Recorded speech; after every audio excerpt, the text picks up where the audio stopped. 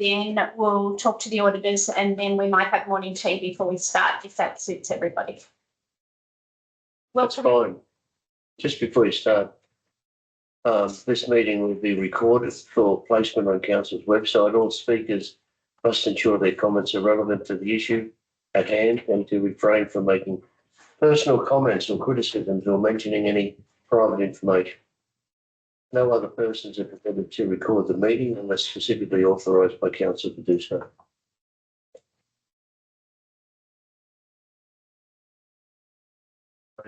Morning, Paul. Can you hear us? You're on. Yes, I can. Sorry. Yep, I can very well. Thank you. So you have a very happy audience here this morning. Right, yeah. Everyone should have a copy of the financial statements in front of them. Yeah, I'll share some slides from the audit office. Here. Right, yeah. So this is a presentation of the audit report, and we'll focus mainly on the report on the conduct of the audit. The director who signed was Vakan Yousaf from the audit office. He's an apology today because of conflicting council meetings all this week. That's obviously the peak time for council meetings this week. Also, Jacob Sawyer is an apology. He's in another council meeting as well. So I'm the deputised principal to review and provide comment on this report. Now, I've been involved with council quite a few years anyway. I was involved with the peer review of this file and the accounts, and I've been involved with council for well over 10 years at this stage. Right, presenting this report, I'm pleased to go through and remind council of what the audit office's role is. And the audit office has been auditing government entities on behalf of the Auditor General for 200 years. Its also main focus is its accountable use of public resources and public monies. And it's been involved with councils for 8 years, since 2016, when it was mandated they'll be coming across. Other change this year is obviously Margaret has stepped down after her 8 years as the Auditor General, and Ebola has come in for his 8-year stint. And I think some councillors and that I think have met Ebola at recent meetings in Tamworth. It might have been your council as well, but he's been getting out and about with councils to talk to them about the role of the audit office. In terms of other works in the annual work program the audit office is doing, it's been doing special performance for audits for councils since 2016 on the particular special areas. It might be things that have come up from data collections or the audits themselves, or from themes coming out of the report to Parliament. The local government plan performance audits was the road asset management, which came out last week, which Gwydir Council was involved in, and they have some comments and recommendations for the whole industry in road asset management maturity. They're also going to work on coastal management reforms, which is not going to be really applicable to you, as well as long-term financial planning improvement. And then further afield, they're looking at climate risks in local government, especially with ESG standards coming in for reporting. This will trickle down into the public sector and then probably be encouraged strongly within councils in the next little while to report on their sustainability and greenhouse management. Also looking at some performance management, waste processes, and some governance. The core focus for the financial statements audits for this year is about the audit of the results themselves, the review of financial controls, a particular interest in IT and cyber, which is becoming an ongoing significant risk, and an overall focus on governance, including fraud controls, business continuity, and the establishment of internal audit across the local government sector. We move on to specifics of comments on your results. So this is the consolidated income statement, which includes water, sewer, waste management and various other restrictions. Sorry, And so Walter, I just interrupt. It's page 76 if you're looking for it in the statement. yes, Sorry. so the statements are there, sorry. So these are just extracts out of there.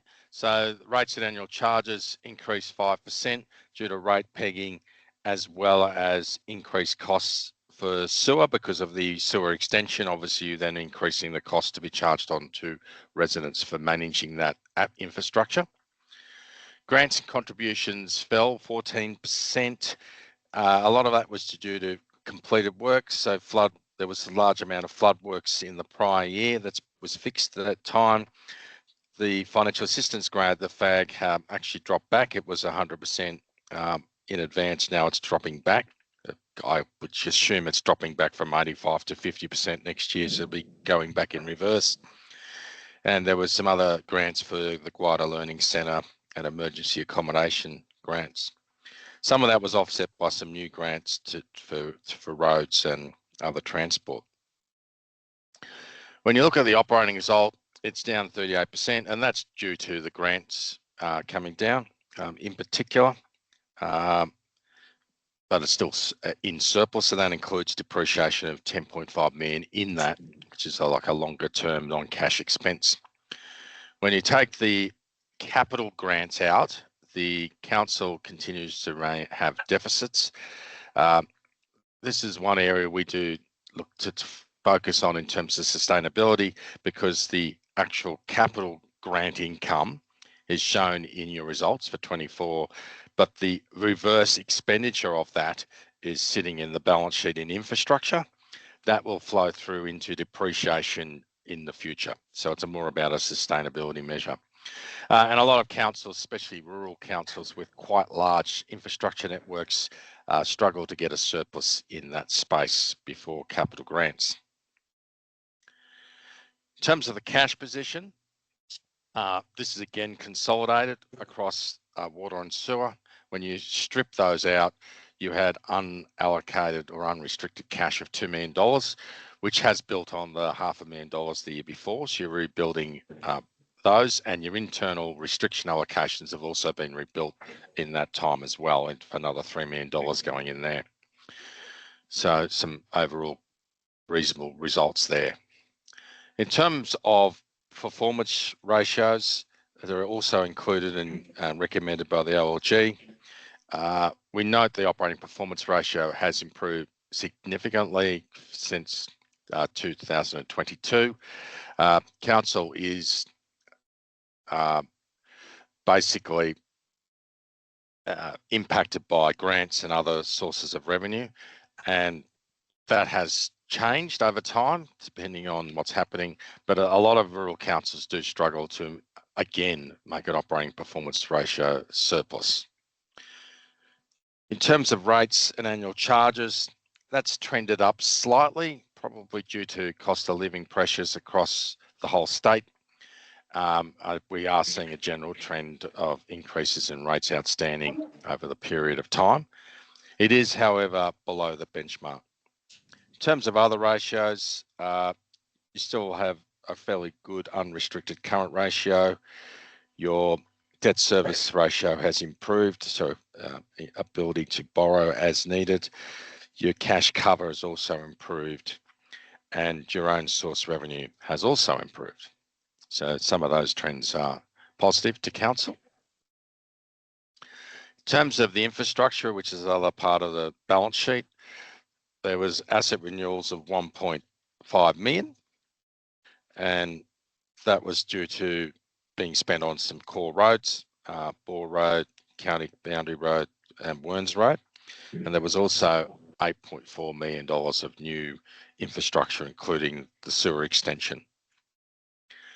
So that's really a highlight of the overall audit results, or our commentary on the financial report. We are pleased to note that this is an unqualified audit opinion. That means that we believe the accounts are true and fair in material respects. And it was also pleasing that this was lodged by the 18th of October, and quite one of the early lodges at the 18th of October compared to the state, where a large flurry came in the last week, and there are still outstanding. 11th in the state. Oh, we lost. There you go. I've forgotten the number. We haven't. So, any questions I'll take without notice. Some I'll have to refer back to management, but happy to take questions.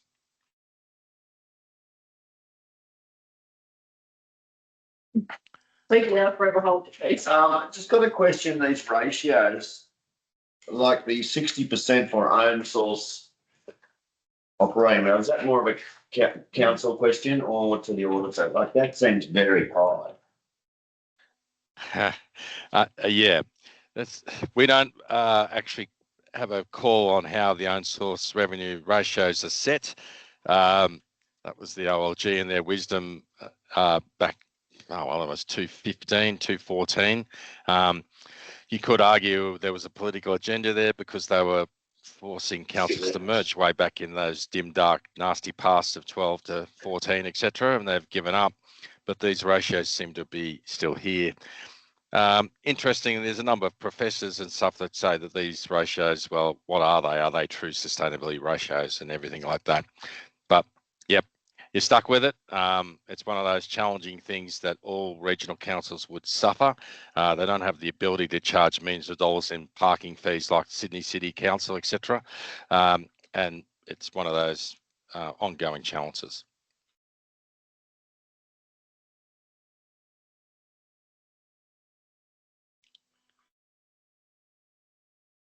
Got one more. See in the original income statement, there's $2.9 million of loss of assets. That's a lot. Is that you're selling stuff that's written right down, or how's that work? Oh, page 12. I haven't got the financial statements open in front of me, but What are you looking at now? 2.955 million net loss from disposable assets. So we were written off the original council building. If there was ever had been written off. It just seems quite right. So it will revert once the new building is built unless you come back onto our assets. That's fine. You added on, you mean the new one will come on? Yeah, then once it's built and capitalised, it will come back on. It seemed like a lot of graders. It's very unlikely that anything on that 2-point-something million was sale of a physical asset. It's more accounting works that were disposable. The disposal of an asset could be if we had a gravel road that we cut off and put bitumen on top of it. That gravel road had a value. It's got to be written off. Okay. Do a lot of these, Paul. So to put it in simple language, what would you give it a mark out of 10? what would you do with a what? Sorry. You do a lot of these. So to put it in simple language, what would you give it a mark out of 10? We can't get, we don't really comment on performance. Just say 10. I'm not going to be drawn into quotes and stuff on that. Sorry, I'm.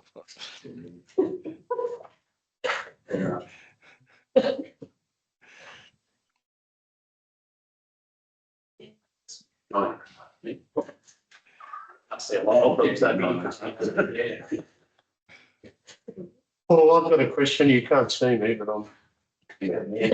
I'm. Just to refine that question that was just asked, from your experience over 10 years, the impression I get is that there's been improvement. You agree? There has been improvement, yes. I'll be able to say that is the case. Clearly, all this economic stimulus coming through for grants, etc., has improved your infrastructure network immensely, including the LRCIs and ongoing roached recoveries, which is, it's going to come to an end. And obviously having $500 million worth of infrastructure is going to be your ongoing challenge for the longer term forecasting asset renewal. And on another plane, the additional resources that the council has been prepared to put into the accounts area has meant that we've been able to make the deadlines, which Yep. was a real problem for many years prior to that. Exactly. No, it's quite comforting to see significant, no delay, and that resourcing and experience continues to improve in council.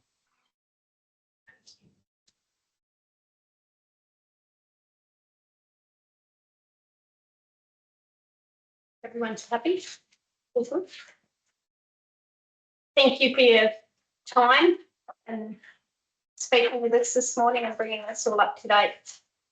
That's all right. No, thanks to management, Max and his team. That's been a real pleasure working with us today. Ricky has joined, by the way, who was the in charge and slogged away on site with the work, but so he's joined to listen in as well. But yeah, thanks very much, guys, and we start the planning process soon for the next year as that goes. Well, for December comes around Yeah. pretty quickly, doesn't it?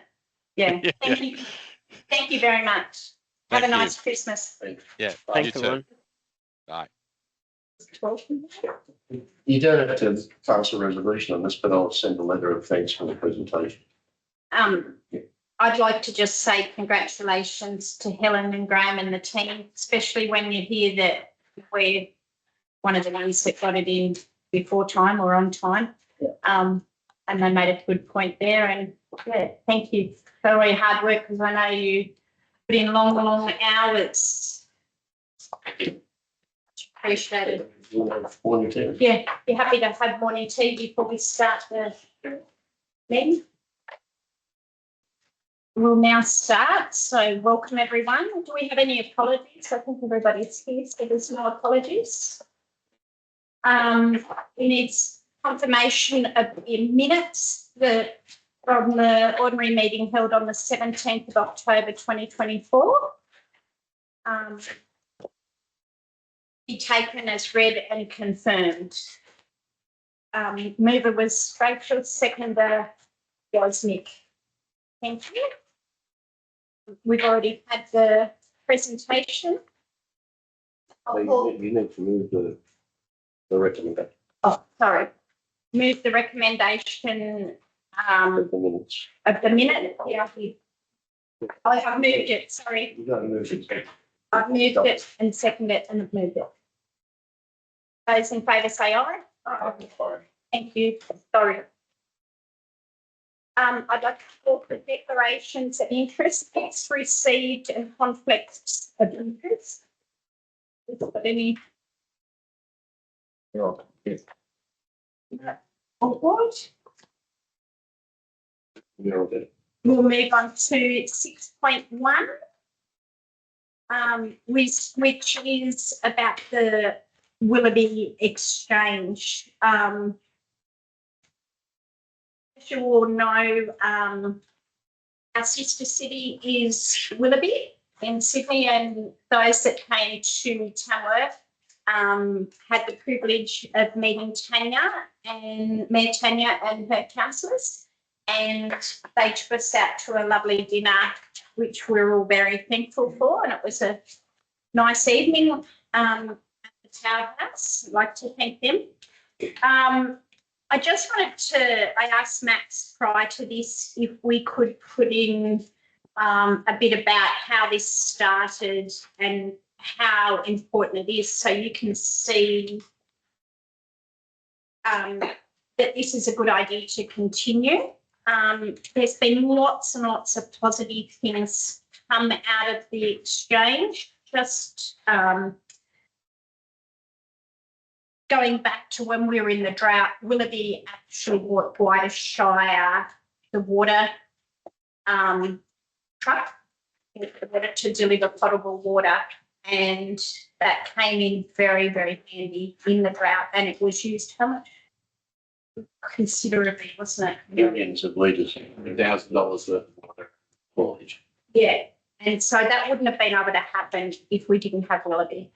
Those that don't know, so we had it used to be a billet exchange, so you would used to go and stay in the families in Sydney, and then the same kids in the whole Gwydir, so Warialda and Bingra schools. They have students that put their hand up to participate in this, and then the same in Willoughby.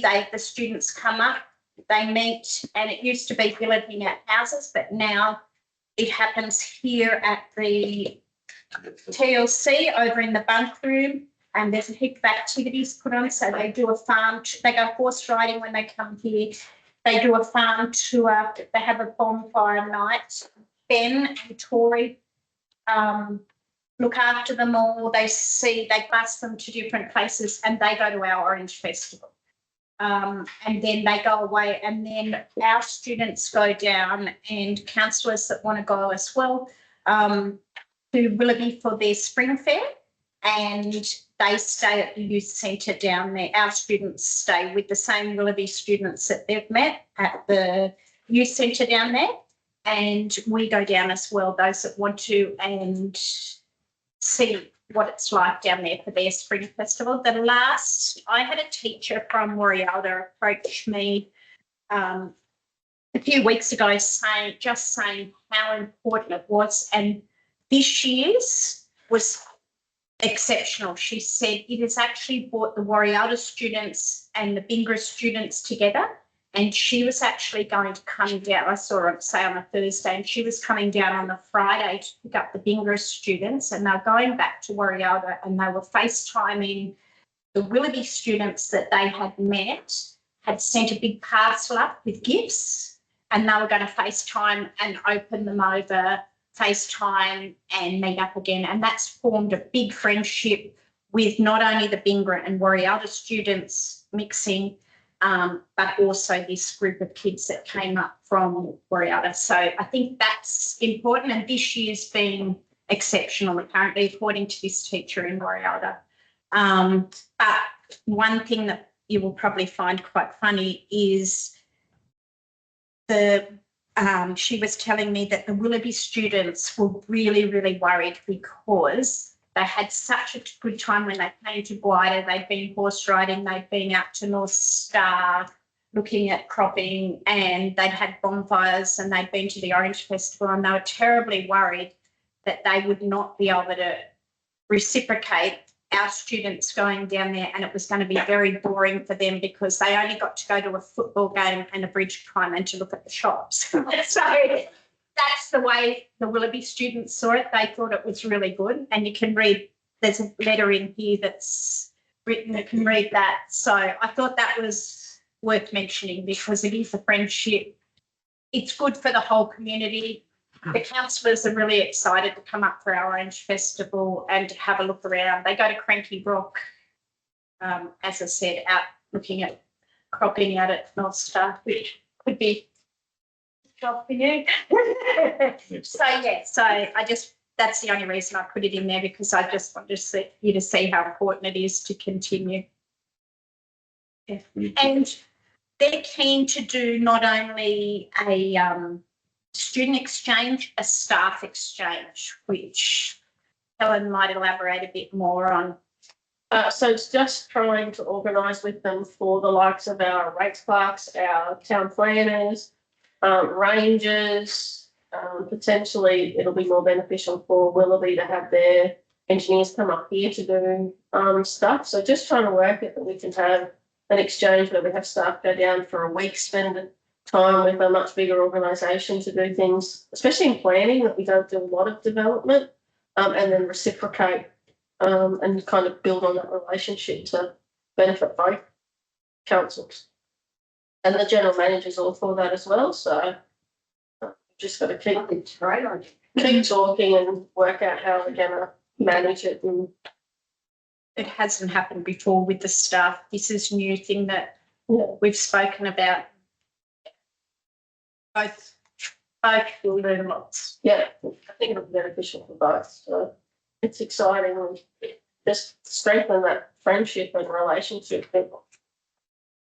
And benefit us all. So the recommendation is that the council writes a letter of congratulations to Willoughby City Council Mayor Tanya Taylor on her re-election as mayor and all the councillors of Willoughby City Council. Can I have a Gwydir staff members. further that the Gwydir staff members Tori McDougall and Ben Perry be thanked for their excellent supervision of the Gwydir Shire students while they were visiting Sydney. And that came as well from this teacher in Wariata. She couldn't commend these two people enough for what they have done. So You I'd don't need a second. like to put the motion forward.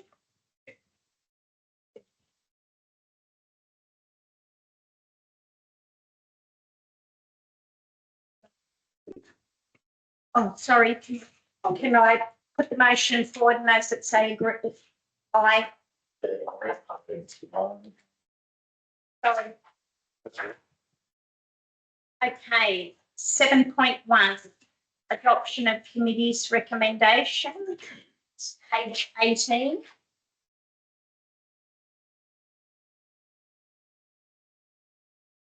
Committee recommendations, Public Infrastructure Committee, Technical Services Report, that the monthly technical service report for 2024 be received. Further, that maintenance on the Gap Road is affected residents, that is offered to affected residents using council's self-help program, where 50% of associated costs are covered by ratepayers participating in the program. Very much. Just want to move the adoption of the council vision. Councillor Bishton, and can I have a second? Yeah. Councillor Crispin. Those in favour say aye. Aye.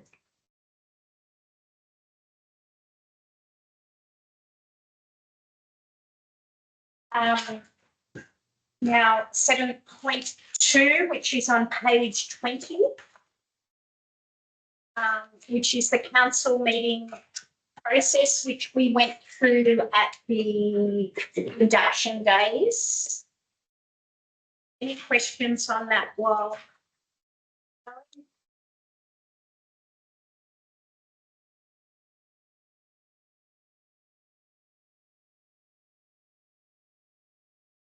Officer's recommendation that the Gwydir Shire Council's Code of Meeting Practice be modified in clause 8 to reflect the order outlined in this report for a 6-month trial. Can you, page 33, is that that's what we're voting on? Yep, that was.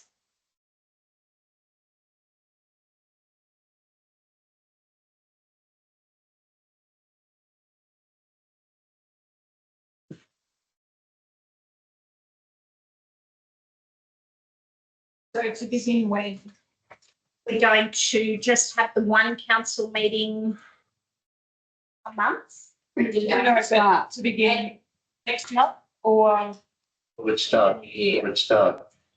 Well, next month we're already having a anyway. one anyway, but the second Thursday could then be used for things like we've got the housing strategy coming up. We could have a workshop on the housing strategy rather than committee. And there's other issues as we induct, essentially all the new councillors into some of the issues that you'll eventually come across. To use it as a workshop meeting rather than a committee meeting. And the other one was to start at 10 a.m. instead of 9 a.m. Well, that was already. Yep. The other, you need to remember, like, even though we're suggesting that you deal with the business by exception, any councillor can withdraw any item for discussion. Like it's not pushed through. You can't have the opportunity to discuss things. It may just, make the process a little bit more streamlined. But it's up to the council. It's your meeting. What's everybody's thoughts? There we go, for 6 months, there we are. I'm happy to move it. I'll second it. Second. Like, sorry, John? Well, just so the second meeting on the second fortnight, are we still having that or not necessarily? Max, would you envisage we have it when we need to discuss something? Yes, it would be as required, the second Thursday meeting. Any more questions? Okay, that was moved by councillor Sherman, seconded by councillor Crump. Those in favour say aye.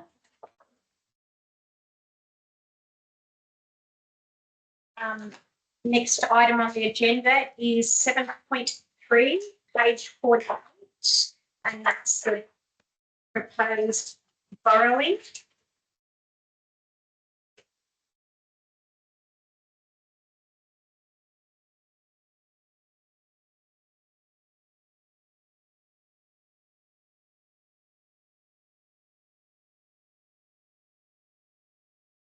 The officer's recommendation is that a loan of $5 million be secured to ensure council's cash flow is sustainable with the ongoing capital works program and funding being paid in arrears. So we spoke about this at the last meeting as well, and it's to cover all the works we're doing that we haven't been paid for yet. Let me explain again, but we have. Yeah, so the finance team and Alex met to work out over the next 12 months to begin with on what impact the roads projects will have on council's cash, and there will be a significant impact in the next 12 months, which I think it will carry on for several years after that, given that the projects are going to be going for that long. So to ensure we don't have the same issue we had a couple of years ago by using restricted funding, I think it's important that we do secure some external funds to make sure that we're okay. It's very important to note that this is just to cover the period between when we carry out works and when we're paid for works. It's not to finance works or to finance our contribution to works. Any contribution that we're doing that we have to make to grant funded works has already been budgeted for in our adopted budgets. It's just a cash flow issue. We talked about it before. How long are you expected to get that money out of it? Like that, yeah. So one funding body we had that did the bypass that we're now using as well, we were promised the money and it took 6 months from that promise to actually have the money coming in. And unfortunately, yeah. 12 months. It will be the next couple of years because everything's in instalment payments, and then you still have most projects is 80%, and then the last 20% is usually held over until everything is signed off, which some of our projects, that's significant cash being held. You know, every box is ticked and It's finished. Yeah. yes. And unfortunately, it doesn't matter what reason it is that we've used restricted fundings, they don't care. Yeah. It's been done, and that's all. Yeah. Yeah, so. And we can pay that. There's no problem if we pay that loan back early. We've only took it over the 10 years because it's not individual, it's just for these projects. So if we get to a point where we have sufficient funds from everything being complete, yes, we can pay that. So have you already taken the loan? No, we can't take the loan until we can go by council. We've done the prelim work to make sure that it can happen before Christmas, so we don't get into a bind. Yeah. But nothing has been resolved until council resolved that So I have a question, and I know I think you, councillor, I don't understand everything about the financials yet. But if we have what the investments that we have, when I'm looking at the investment report later on in the meeting. Yep. Of 3.4 million. Yep. Are we not able to draw that? No, that's included in our cash, so we hold that. It's termed as an investment, but that's just in a cash holding with NAB as well, so that's part of our cash restriction. There might be some restricted funds in there, Jill. So There is if you look at the investment report of all the 20, I don't know what's in there at the moment, 23 or 24, it's still only just over $1 million to $1.5 million that's unrestricted. So we have to hold every cent that's owed for water, sewer and waste. We have to hold any grant funding money we've received in advance has to be held as a restriction. Yeah. Every cent that's not ours has to be put aside as if we don't have the money. Okay, thank you. And if there was 3 million of discretionary cash sitting there, it's not unreasonable to think that between flood damage works, the Cropper Creek Road reconstruction, County Boundary Road construction, the construction of the new big admin building, that at one point in time, we could be $3 million out of pocket. Yeah, it's just a bit tight to be comfortable knowing that at one point in time, if one of the funding bodies don't come through with their payment, that we could be using restricted funding. And we don't have any other like large loans at the moment that the council's currently repaying. We have got loans, we have got borrowings, but over the last 4 or 5 years, a lot of the old loans have been paid out. Yeah. So we are actually in front from where we were probably 10 years ago for what we were owed. We've paid a lot of those loans back that were back from Gwydir Shire and Gwydir Shire. So yeah, we're actively paying things back, and every year there's always a few loans that have got a smaller amount on them that we're closing off and getting them paid out. So In fact, I think ironically, because of the commitment we were given from a state government department that they were going to pay a certain amount of money before the end of the financial year, we actually paid out some loans, didn't we? and that was why we used restricted funding, because we were promised that the money would come in, and we had borrowed money for the Warrior bypass. We were told that funding was coming in, so we paid the loan back as expected. Then the money didn't come in, and that's where we ended up. And it took us months of them every month saying, "Oh no, we forgot to press the button for the payment." So we just don't want to find ourselves in that situation over something as simple as, taking out borrowings for the short term to actually afloat from. And like I said, it's purely a cash perspective. It's not financial as in our income and expenses stuff. It's just cash. Yeah. So Helen, with the funding of the new building, which is a longer term loan, will that have its own loan in time or use this sort of overdrafty type facility? So we borrowed $5 million originally to cover the grant funded works for roads, and then that was going to become the building loan. Unfortunately, because the roadworks is continuing to go on, it's still being utilised by that. So one will get paid back much quicker than the other, and the other will stay as an ongoing loan.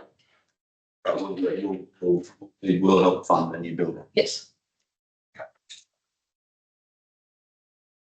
Any more questions? Okay,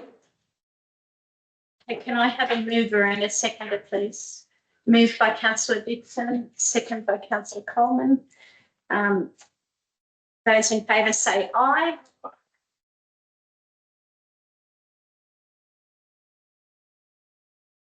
Okay, we move Was on. that was unanimous?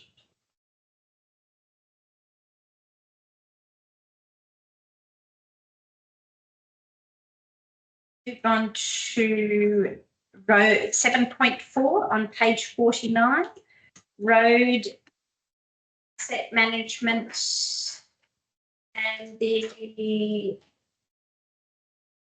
officer's recommendation is that the information is noted.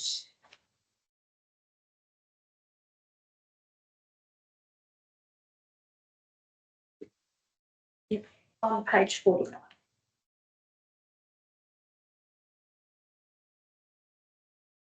We're just saying the information is noted. Like, Do you want me to read it? Oh, you. no, I don't agree, because that relates also to table reports.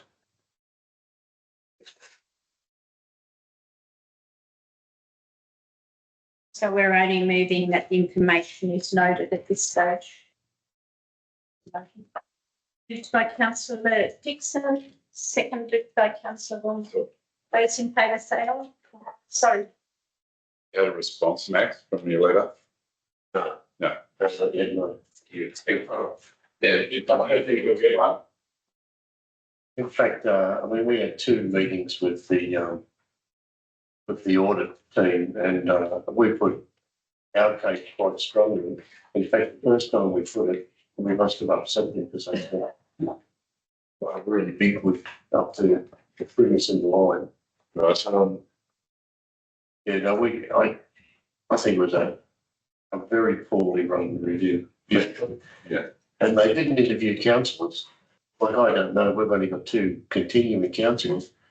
But I'm sure all 9 councillors felt they were kept fully informed about what we were doing. Yeah. We talked about it every meeting. Every single meeting. Didn't I just forget? They chose 3 different, very different councils to compare with each other. Yeah. There's no, Use no. the same yardstick, which was one of many frustrations that came out during the report. You can't compare willy-nilly the 600 kilometres of road and 8 times the rates income to wider using the same metrics, and that's what that report does. One in Sydney that doesn't leave Sydney. No problem. Or Canberra that doesn't move. It wouldn't feed anybody. Yeah. Regardless of all that, are you still able to take parts out of this report to improve? We have already actually started to implement. Yeah. I mean, So it's not a complete loss. Yeah, no, we will take all of the recommendations of the report and implement them. And I'd say we're probably 80% of the way to having done that. I'd argue the merit of doing that. There is some merit, but it's not the be all and end all. Be all and end all is increased funding in small local government or just local government as a sector. That report says that there's about $100 billion worth of assets managed by local government authorities in New South Wales with an expenditure of $1 billion per year. So unless things last 100 years, and they don't, the best that the sector can hope for with the best asset management in the world is that everything goes uniformly backwards.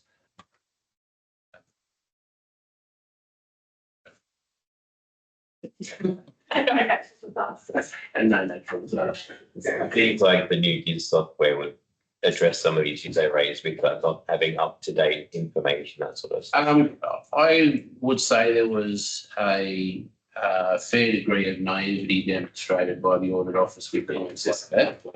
From that, they just There were things about the integration of our different software packages. There aren't software packages that integrate some of the functions that they want to integrate. They criticised our use of Microsoft Excel for data analysis. It's an excellent tool because we can take a data query, we can manipulate it all we like, and we won't disturb source data. So there were quite a few areas where, and you put your shoes in the auditor, put yourself in the shoes of an auditor. They have 3 months to get up to date on a topic and then conduct a performance audit of 3 different councils. I don't think anybody's going to learn something as complex as transport asset management or cyber security was a previous one they conducted. You don't pick up that kind of stuff in 3 months and be able to do a fair income in 4 hours.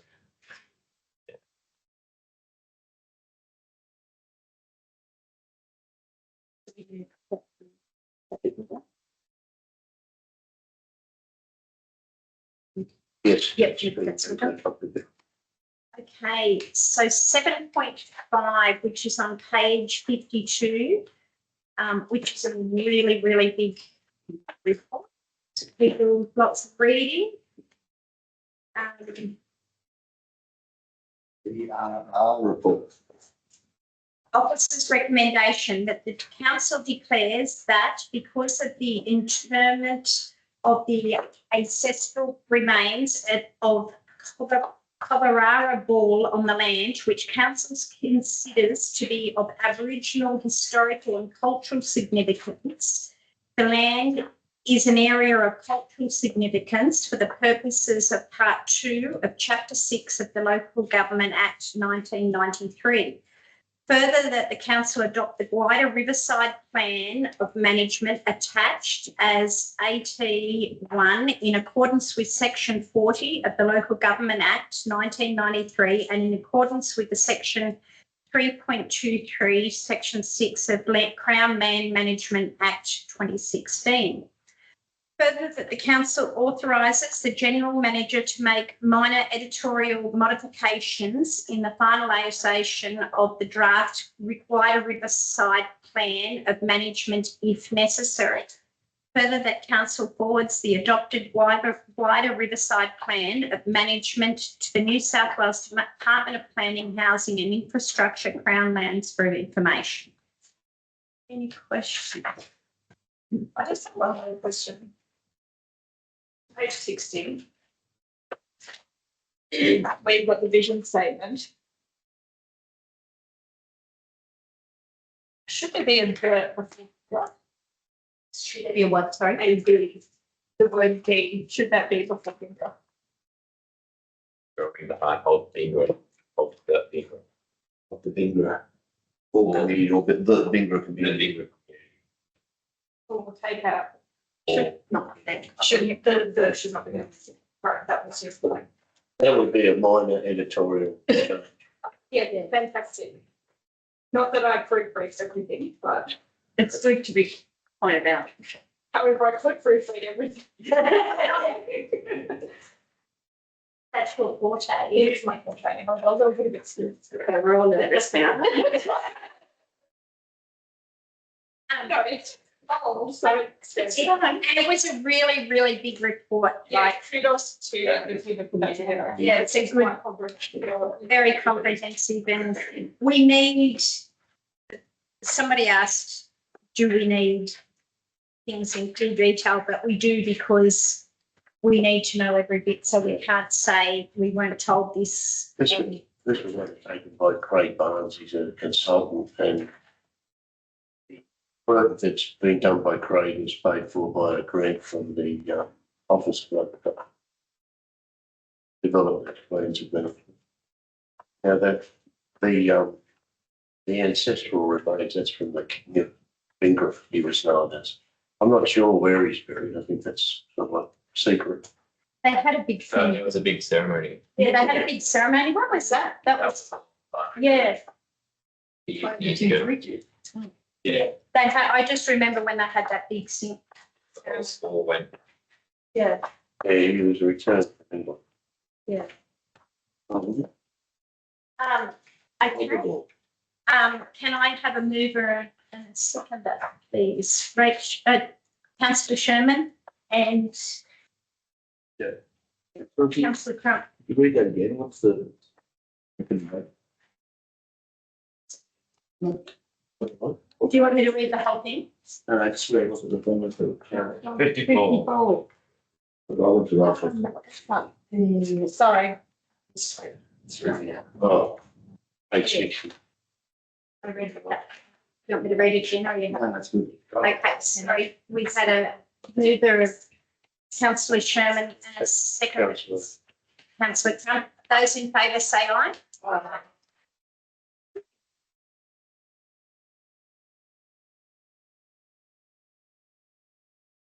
So we go on to item 7.6, quarterly financial report, the budget review, page 157.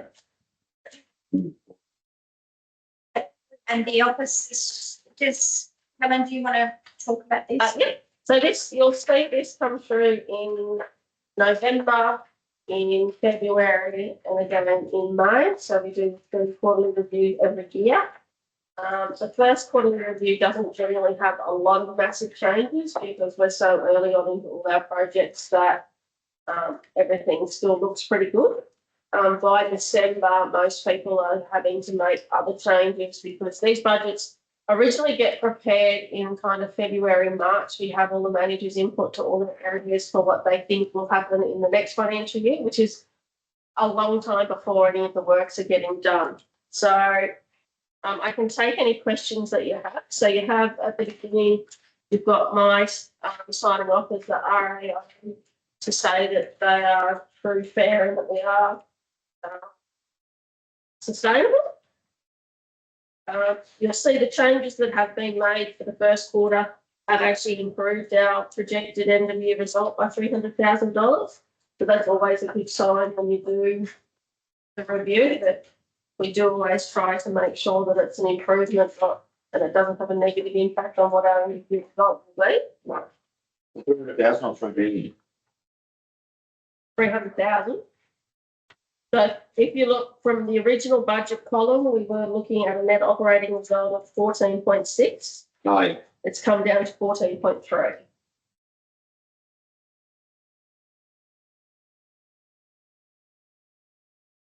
about that page. Mhm. So you got the actual year-to-date figures, that's for July to September. Yep.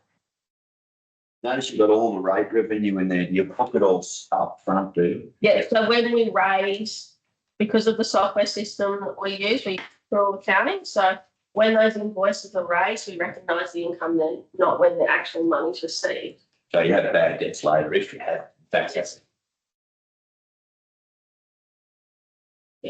So we don't have a lot of, we have most of our rates do get collected. We have a very good recovery of that. So even any invoices raised, so if those invoices are raised, we recognise that income. If they don't get paid, then they get written off as a bad debt. But we have a very good debt recovery system that we allow people to pay them off even if it takes a long time. Would there be any reason why you wouldn't slice the budget there in a quarter and put that against? Yeah, it's not working. September, like you've got the full budget there. Yep. Our budgeting system, because of the way it works, a lot of people budget for July for things to come in. Some does get split out. So there are figures in there that are only up to September, but a lot of people do just budget for the full year. We can look at changing. Oh, yes, so it's not just a matter of cutting it in full. No. So are you saying some departments will budget for the quarter, some will budget for the year? Depending on how their funding's received and what income they have coming in. Some departments have very specific timing of things coming in. Others will have a lot of their work in a specific 6-month period, or like camping fees and stuff. They significantly increase from September through till February or March and then die off again. So the easiest way to work out what the budget is, so this is what we get over the 12 months, because you can't split it out over the 12 months because it's not starting. Yeah. So Imagine pool revenue is pretty slow in winter. yes. Revenue slow, full stop. Revenue. And now we've got areas like Nauru that are that unpredictable. Yeah. Depends on whether someone comes into the facility that's high care, it attracts more funding, low care. It's just, very tricky part of things. Yeah, that's And how quickly we fill the beds. In groups too. But Yeah, Clusters. yeah. It's true. yes. Change of seasons and I'd like to say that. But there is a benefit by doing it the full 12 months at the beginning. You can kind of track where you're up to, and lots of people do then do the 12-month division to make sure they are on track. But it also gives you the ability to make better adjustments as the year's going. That if it's not expected to get the income you're expecting, or expenditure is going to be too high, you can reduce that expenditure or increase if you're getting more funding. Yeah, so there's no point having a quarter of that budget there. It's No. obviously. If we were in a very specific area where it was just tech services potentially, but because we cover so many different things that are all over the shop, it makes it difficult. You've got reduction in council property rental incomes. That mean that we don't rent them out anymore? Yes, so one of our houses, I think it's Olive Kirk, is no longer rented. So we don't have that, and that was getting rented at full market rate. So that was, It has now been re-rented, is that correct? so there'll be adjustments go back through that. So I think it's a short term. We're going to sell it, but It's just I saw people moving in. Question? Officer's recommendation that the September quarter budget review statement be noted. Further, that the September quarter budget adjustments be approved. Those in, can I have a mover and a seconder, please? Councillor Holland. Councillor Bishop. Those in favour say aye. Aye.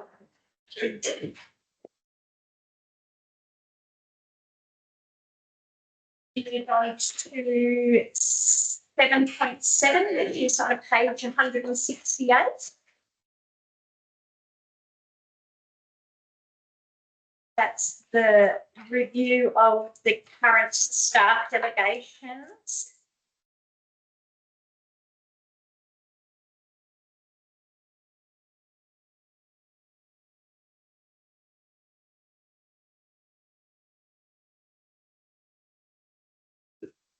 Is there any questions? Does someone want to? Questions? Okay. Just to expend funds up to $500 for minor donations without reference to council, what would that entail? Like, what sort of donations would that be? Usually it's requests to assist, for example, a person that's been, a school student that's been selected to represent that state or whatever. Those ones we use, just give a couple of $100. Yeah. Is that $500 in a financial year? Or yeah, that's just, out of the budget. It's quite amazing how often we do, the mayor does get requests for assistance during the year. And it's not a lot of money, but it certainly helps the people who, if they've got a legitimate reason requiring assistance. Yeah. Most of the donations are actually listed down in the budget papers, but there's a residual of allocation that's where that money comes from. This delegation are there many changes to the process?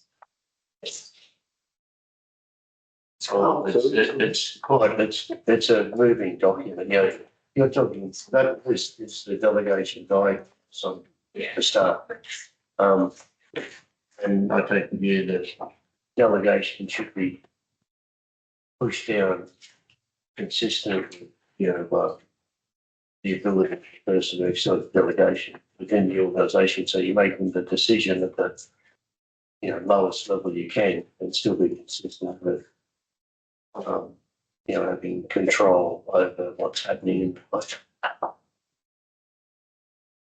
But those delegations only fall in line with the approved budgets as well. So even if someone has a delegation to spend money, if it's not an approved budget, then Can't spend more than they've got. but there's that extra control over that as well.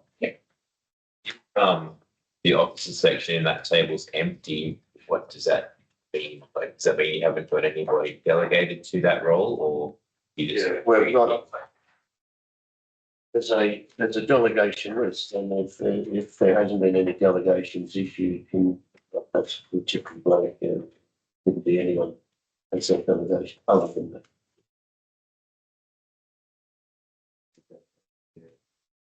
What's a linen plan? Well, that's a subdivision plan that needs to be signed, to be registered with the appropriate state government authority. The plan drawn on in it. It's now they're just on 180 grams per square metre paper. Yeah, all right, that's it. Any more questions?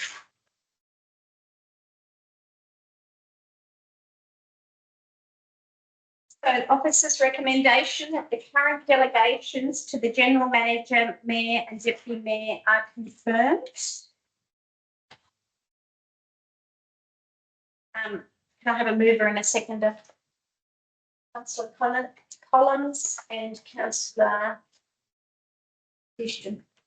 Those in favour say aye.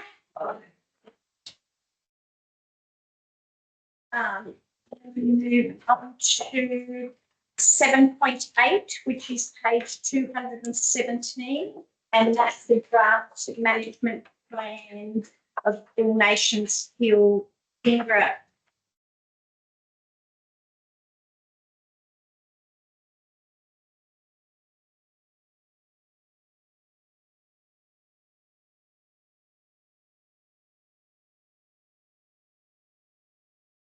Anyone got any questions before?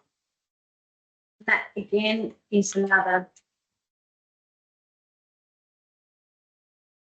big reading. That was an interesting word. Yeah. What it is. The confidential. This is it.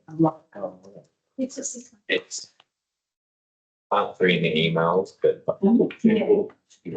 It was how we had it in two separate emails or three separate emails. Again, but it's such right stuff. Any questions? Okay, officer's recommendation that the council declares that because of the presence of the land of the Vingris stamper, which council considers to be of historical significance, the land is an area of cultural significance for the purpose of Part 2 of Chapter 6 of the Local Government Act 1993. Further, that council adopts that the All Nations Hill Plan of Management attached as AT1 in accordance with Section 40 of the Local Government Act 1993 and in accordance with Section 3.23, Section 6 of the Crown Land Management Act 2016. Further, that the council authorises General Manager to make minor editorial modifications in the finalisation of the draft All Nations Hill Plan of Management if necessary. Further, that the council forwards the adopted All Nations Hill Plan of the Management to the New South Wales Department of Planning, Housing and Infrastructure, Crown Lands for information. Can I have a mover and a seconder, please? Sorry? Oh, Councillor Wilmot and Councillor Dixon. Those in favour say aye.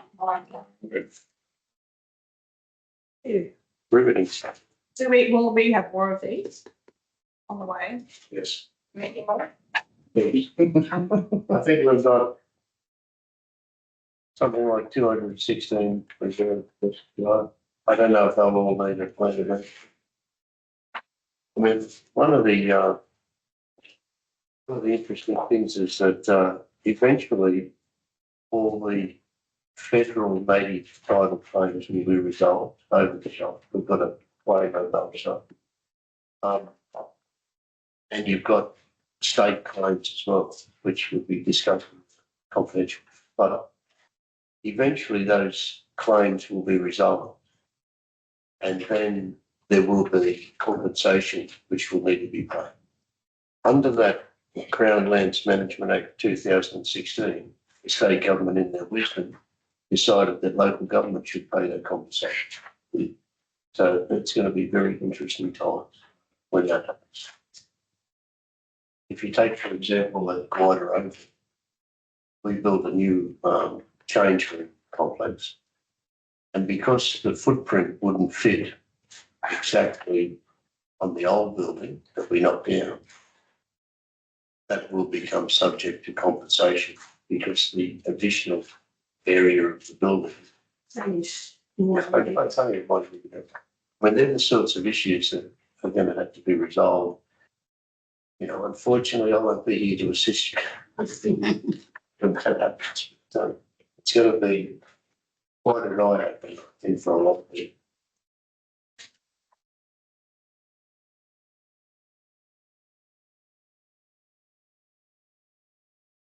We move on to 7.9 on page 320, which is the integrated planning and reporting documents.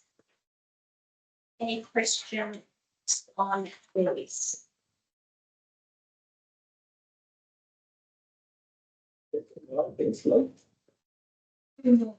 Just question really the staff, are you happy with how everything? Yes.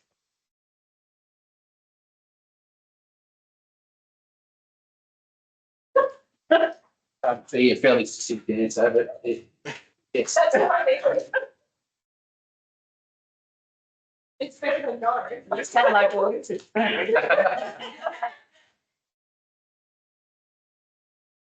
No, I think I can confidently say anything, at least in the engineering service department, is on track.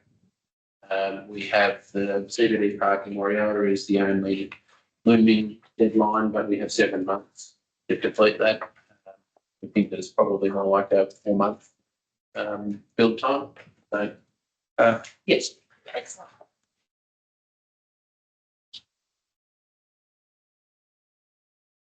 The Great Bend Water Treatment Plant, how long? Let's say to Send a text message, yeah, councillor Collins. got a couple of people asking about there a week, it gets put on in.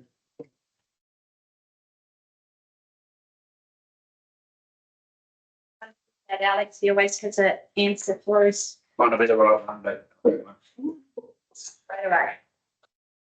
For the trainer frame. Yeah. Everybody else, any more questions? And Alex will get back to us with Councillor Collins' question. The officer recommendation that the October 2024 delivery plan progress report is noted and that the following IP and R documents, 2024 annual report and 2022 to 2024 state of Shire report are endorsed. Can I have a mover and a seconder, please? Councillor Crump and Councillor Christian. Those in favour say aye.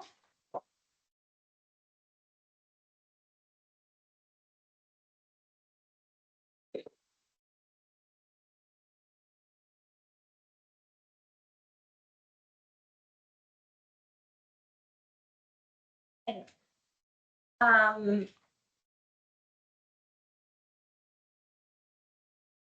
Seven point 10, Council's investment report, September 2024, page 489. Have Helen had on this? So same report we get every month, and I can take any questions that you have. As I said earlier, our total cash investments includes what's in the 3.5 that's in investments. It's kept in a cash fund, so it's still separate from our everyday cash and bank balance, but it's in an account that we can still deem it as cash at any point in time. And so that we've actually changed our structure. As like in the review, it showed an adjustment for our interest earned. So we did change the way we bank. So we are earning good interest every month on the money that we're holding in the bank. But as you can see, of that nearly $30 million of all those restrictions that we have, the cash we've got left to get through every month can get very tight at times. And so we did include September again from last month, because last month when we did that report, we had to prepare that report on the 1st of October. So there were some changes to that cash restriction balance. As you see, our rates collection is, that graph pretty much tracks exactly the same every single year. So we're right on where we normally are. That was still pretty good in that when we had drought, wasn't it? Because people were on a plan. We have a massive lot of people that are actually on payment plans. So whether that's a weekly, a fortnightly, or a monthly payment. So we do have that money coming in really regularly. And people are having to stick into that, which is really great because it saves us having to chase people up. And we did implement, our old councillors would know, but last year, maybe the year before, we actually moved to a proactive debt recovery structure where we have early intervention. So we have external contractors that actually contact the people, because being in a small town is a bit tricky. If you're having struggles, you don't really want to be talking to someone you know. So the early intervention means they're getting letters and phone calls and actual in-person visits from people to help them sign the paperwork to kind of get them on a plan that will keep their head above water and save them getting the legal fees that we then have to recoup off them, which is working really good. You don't want to have to get in the debt collectors to don't advertise, do you? I note there that it's about 95% collection of rates. Is that about where it goes? Yes. We always have that little bit of outstanding every year. The sale. Some of that, like it'll come into the. Yeah, so it'll come in, it's maintaining itself. So like in the last 3 years, we've got to 95% every year. So we're effectively collecting everything we're owed every year. It's just 5% behind. So. Yeah. The staff unpaid rates will increase that hopefully once that's all finally finalised and done. Because that means all those properties that we weren't getting rates on for a long, long time have got new owners and squared off. So hopefully the new people will be paying those rates.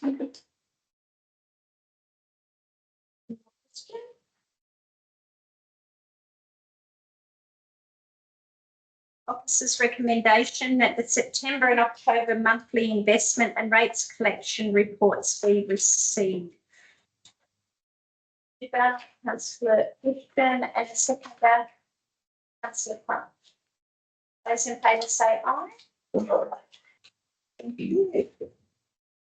Now, 7.11, the Honourable Mark Colton MP, page 484. And that's got his valedictory speech.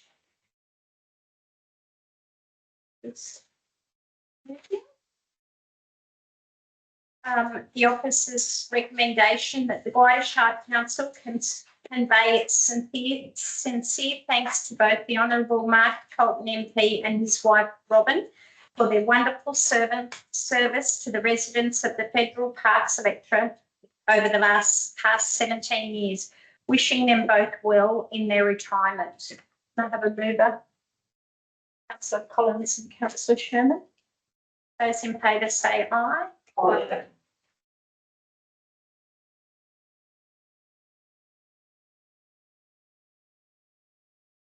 Move on to Country mayors. country mayors.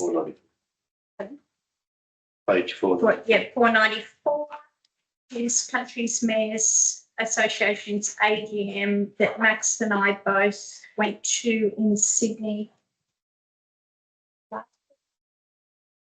I'm losing weeks. And we met up with all the new mayors, which was good. The officer's recommendation is that the Gwydir Shire Council passes on its congratulations to the recently elected councillors holding executive positions with Country Mayors Association as listed below.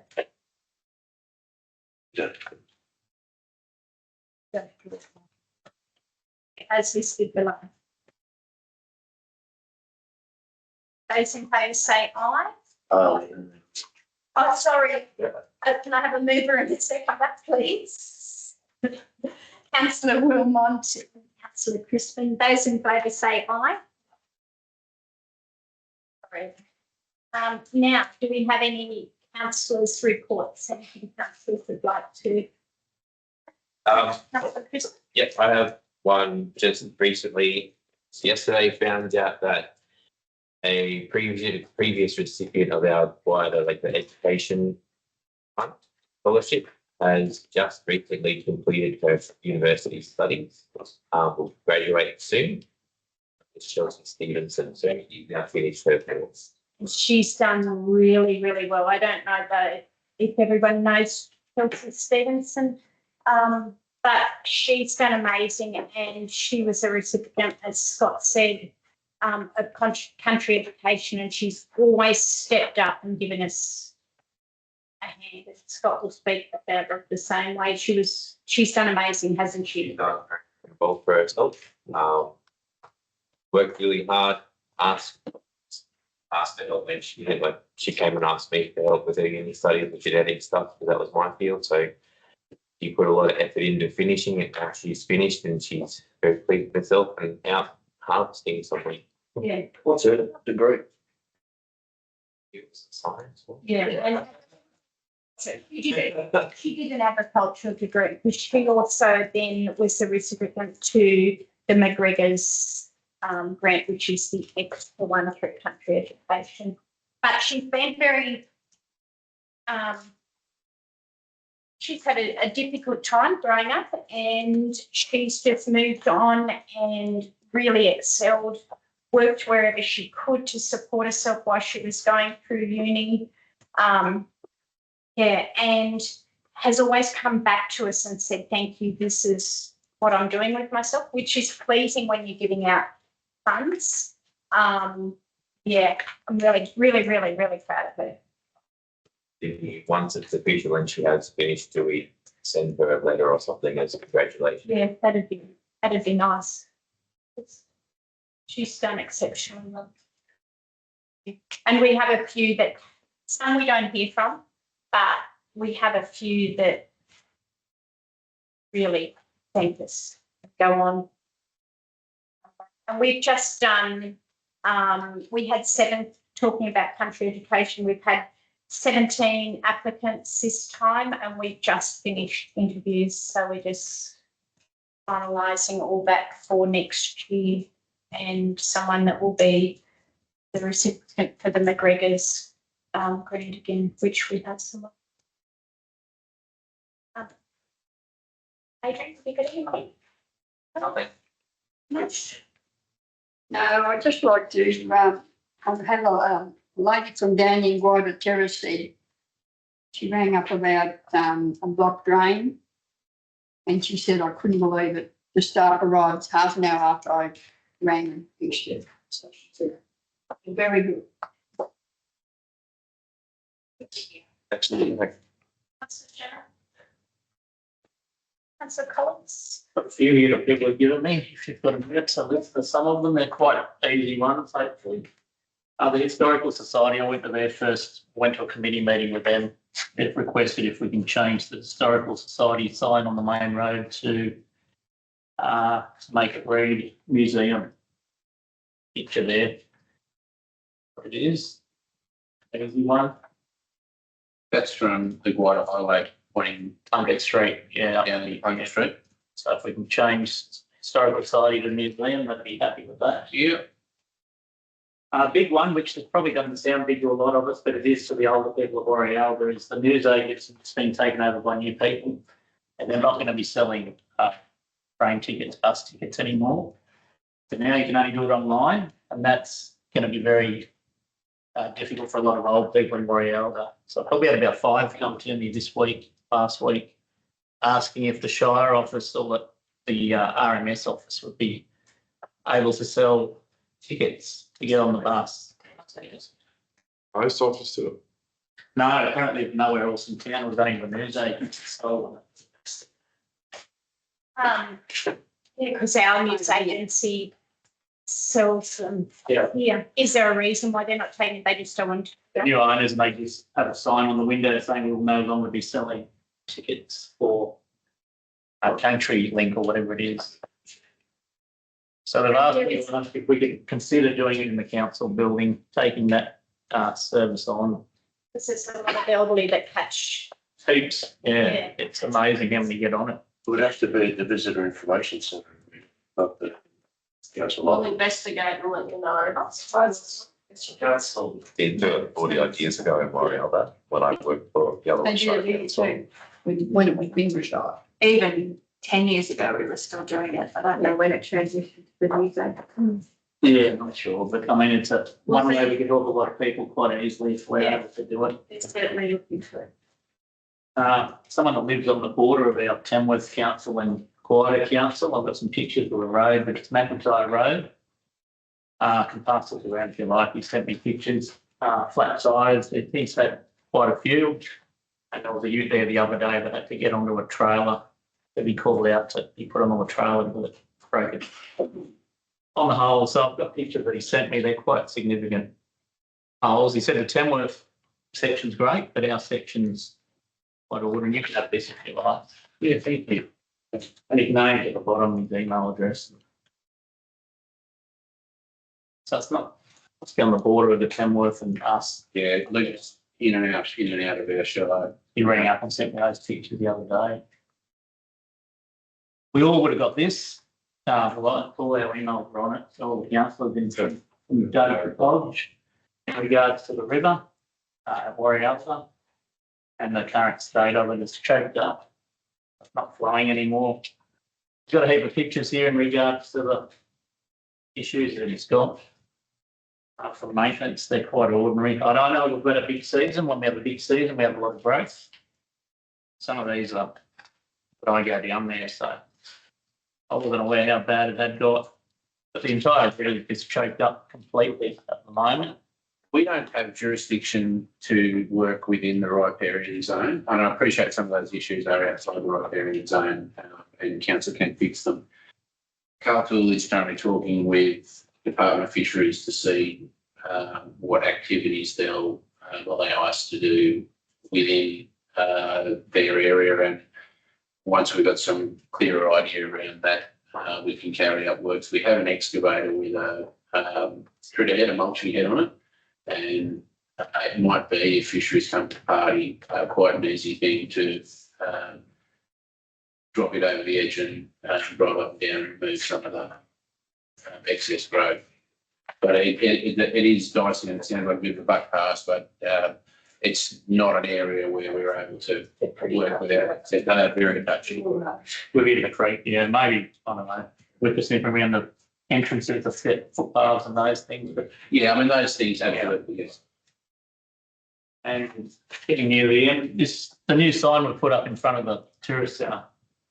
Got a picture of it here. Apparently, some of them think that there's a visibility concern going onto the highway, and they are asking if we could consider taking the perspex part, not the whole sign, but just the perspex part at the bottom of the sign.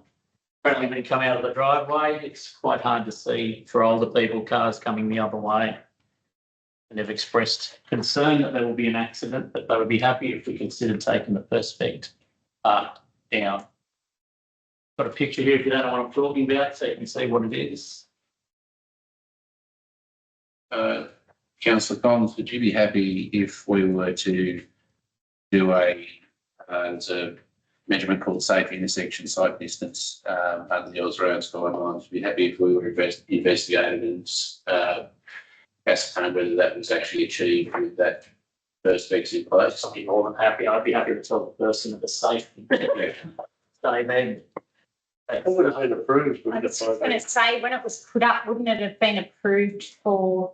I said RMS It took so long to get. Because that was the hold up, because it took months to go up. Yeah, we can argue with that information. But there are also some comments about the. So we should be taking that person's driver's license away. It's unsafe for them to be on the road. Like in the space in this hospital. Right.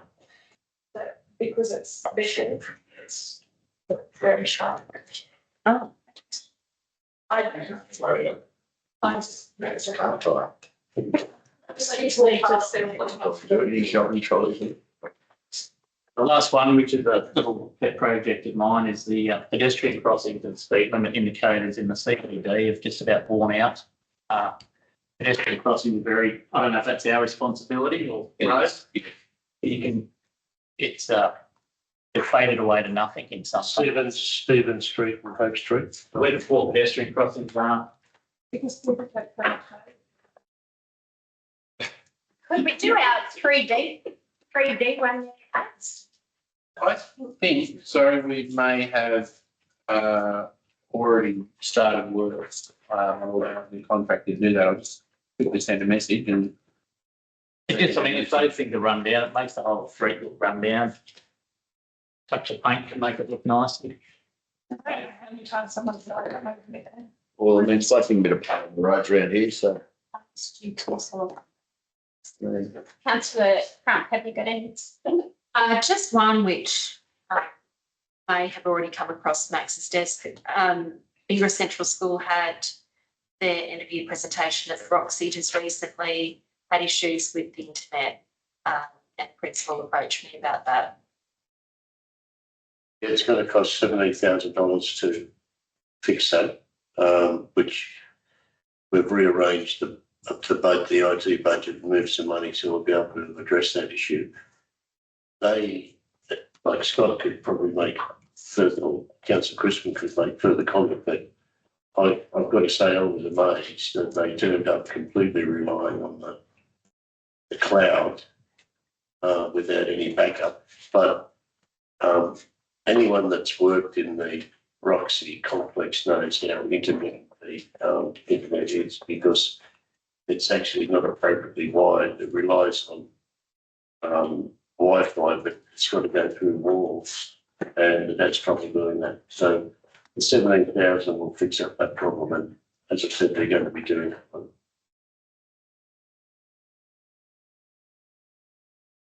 Yes, that's all. That's it from me, sorry. Councillor Bishton, have you got anything? No, only our concert this weekend's, our wet weather plan is to use the Roxy. So I have to make a call on Saturday if it's going to be wet. And we're going to have the few stalls out the front and obviously cooking out the back in the courtyard. So it'll be our backup. I'm hoping the rain goes away till Sunday. I was asking Sean when I first saw him this morning. We haven't had a wet one yet, but Looks promising. for you guys, Well, it's going to be a red one. Yeah. does. And everything's booked out in towns. Expecting a crowd. And there's a heap that plan to stay on the river too, so it'll be very wet. Have you got anything else? Any councillors know anybody that obviously move freight in and out of our roads, try and get to participate in our freight survey to try and help. It's are effective. Be great. So we haven't seen an increase in responses. The response has actually been pretty disappointing today. I'll just refresh my little browser here and see where we're at. But what do we have? 1,100 rural rates notice. So of 1,100 potential responses, we have 70. Yeah. We've hammered our social media, I've been on the radio. We get 2 race notices. For 2 farms, you can fill it in twice. Yes, absolutely. If I've got 6, I can do it 6 times. You can, provide. So that by 10%. All of the produce. If it all goes out to one farm gate or to one road, but if there are farms on different roads, then absolutely, can do it more than one. Yeah. I Okay. don't do more than one. So it's the same road. I help you. Need to move those cool floats to where the rest areas are, because like this morning, it's kind of like you can, where the ones are near Mile Creek, you can't really pull up there to scan the QR code. Yeah, that's the issue I have with the signs is that I know I'm not meant to be using them. Yeah. It's a tricky one. We wanted to put them at locations that were going to catch a lot of people, and to do that, they needed to be at the start of our major roads. I mean, it says it is at the council website. I hope the average punter knows how to use Google and can find the council website without a QR code. But yeah, it's a valid point. Councillor Collins, we have a RFQ request for quotation on local government procurement vendor panel for the renewal of line marking for our CBD, and it closes on the 1st of December. Also, I like Alex. If you're a guy, I knew that Alex's sign, call street signs were working, so I had to go to the post office at 9 o'clock on Monday morning in Morialda. And there was a very cranky older lady going on about council polluting the road lines. On and on and on, and I had to be in finger and she would shut up. I was all out. But no, they're very effective, I think, something different. The guys people talking when they go to their job. Of farmers. Right. They've put signs coming into, well, I've seen Corporate. one. Yeah. Oh, I love corporate. Big fan. They're coming into town. Would there be any benefit going out of town? There are some. Yeah, Yeah. yeah. I see the old stuff going out of town. Yeah, okay, yeah. Yeah, there's 160 of them across the Shire all told, so Yeah. we should have captured most corners, I hope. And when does it close? We left ourselves the ability to extend the closing date. Originally intended, I think the first or second week of December, but due to harvest still continuing for some people, we think that might be a January job now. We'll do updates on our social media. We get to that, but I mean, it's in terms of closing it and drawing some names out of the hat for the prizes, that can happen. I'm going to do that tomorrow and still leave the survey open. We can leave it open indefinitely, and as long as people give information strictly in, it's helpful information. Potentially fuel voucher. $5,000 fuel voucher. Nonetheless. Anyone else got anything? I do have something from after Yes. Dixon mentioned the block drain. There's two areas in Warren Elder, which is it's water blockages around driveways. So it's at the service station on Gwydir Highway and at the driveway to RGA's top car park. The drains are completely blocked. I have photographs after the last downpour. And in conjunction to the IGA driveway, we've seen council fenced off with safety fencing around the tree that's between the butchers and the IGA driveway over 6 months ago. As it was, the roots are lifting the pavers and it's resulted in a couple of my customers falling. I'm just wondering if we can move forward on what we're going to do with that tree and the tree that's down adjacent to the Bindex building, because they're both lifting the pavers.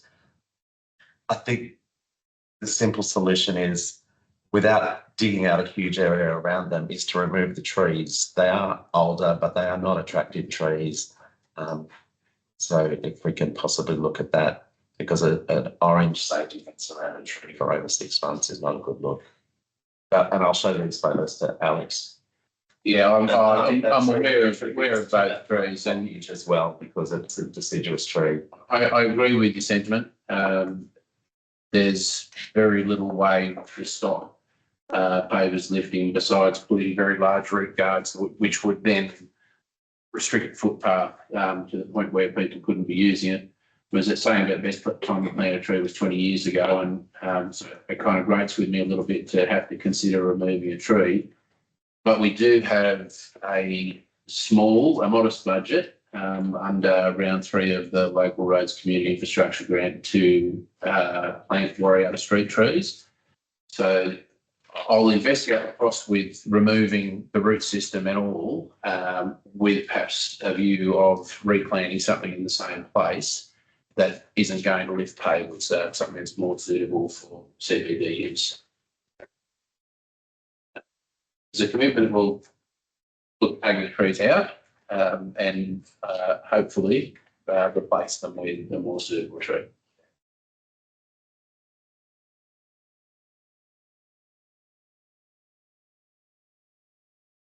Thank you. Councillor Bishop. I need to apologise for the next meeting, which I will not be. December meeting. Yes, I'll include your request for leave and the apologies to you. No, yeah, just That's the 13th. Yeah. I need to add that as well. Are you coming to the on the My store doesn't close until 7:30, so I will be getting there after 8, so I'm going to say no. So by the time I'm out of the store, it's 7:30ish.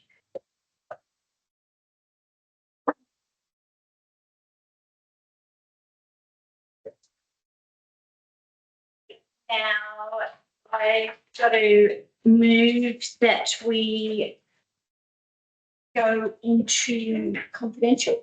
Okay. Out of ordinary meeting and into confidential meeting. Can I have a mover and a seconder? Councillor Crispin and Councillor Bishop. And those in favour that say aye. Aye.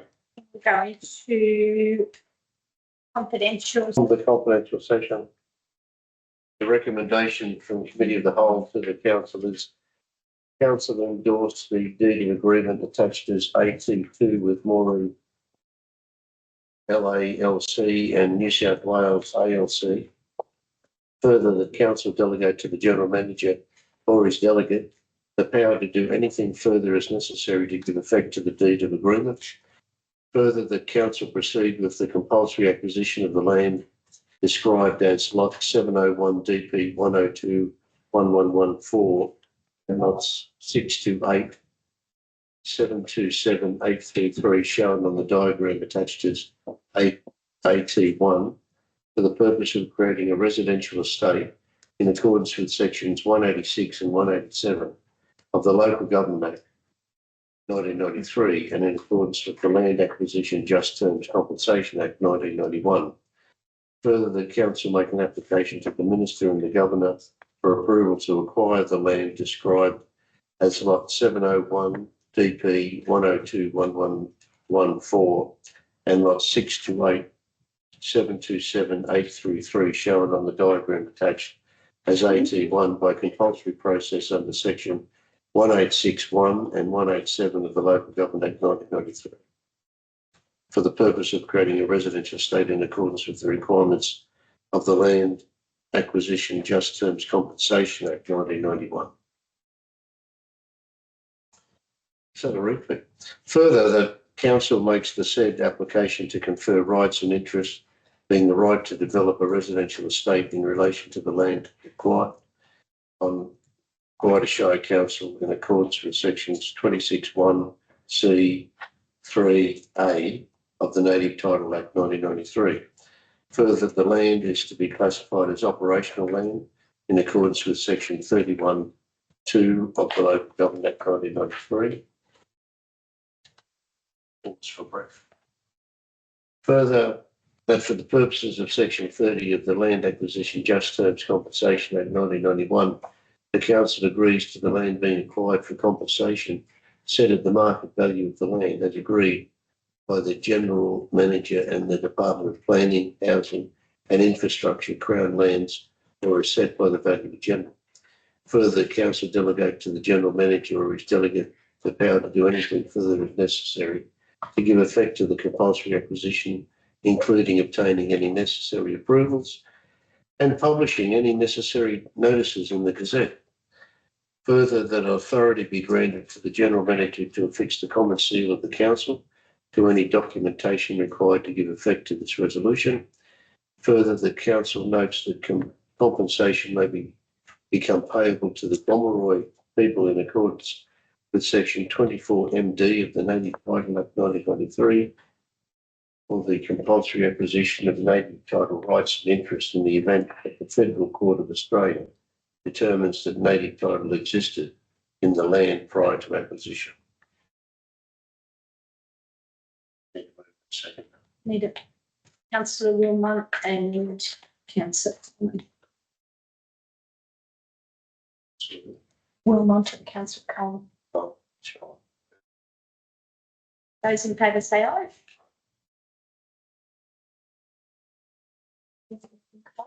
Yes, and if there's any other business. Is there any other business before I declare the meeting closed? Declare the meeting closed.